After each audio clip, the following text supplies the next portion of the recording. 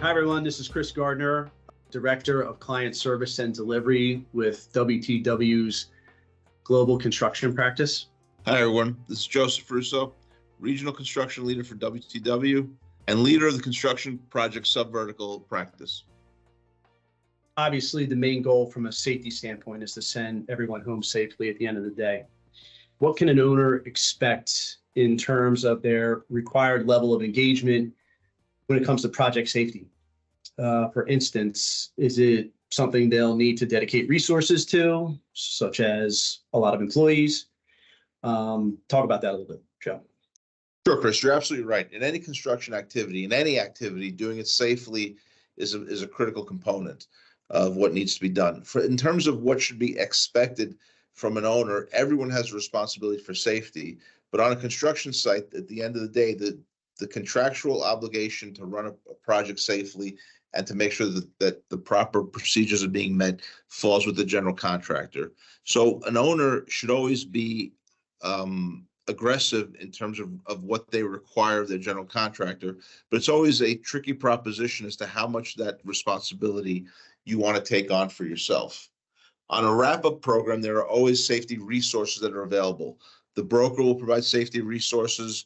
The carrier will provide safety resources. Sometimes an owner will have someone on their own as well.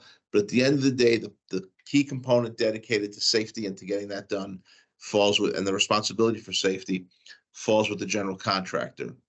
In addition to the critical concerns about life safety, the financial impacts associated with accident costs are also something to keep in mind.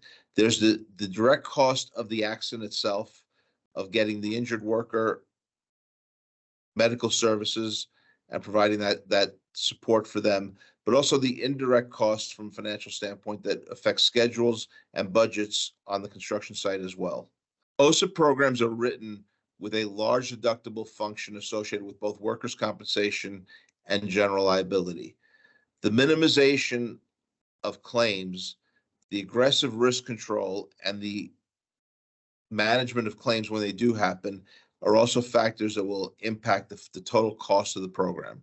Safety is a critical component of any construction activity that takes place.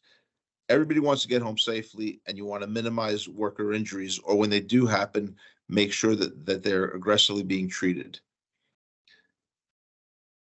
At the end of the day, safety on a construction site is and will always be the contractual responsibility of the general contractor, but there are still additional safety resources that are made available to an owner or to a project site. The broker provides safety resources, the carrier provides safety resources, and there are safety requirements that are associated with building permits and government entities as well.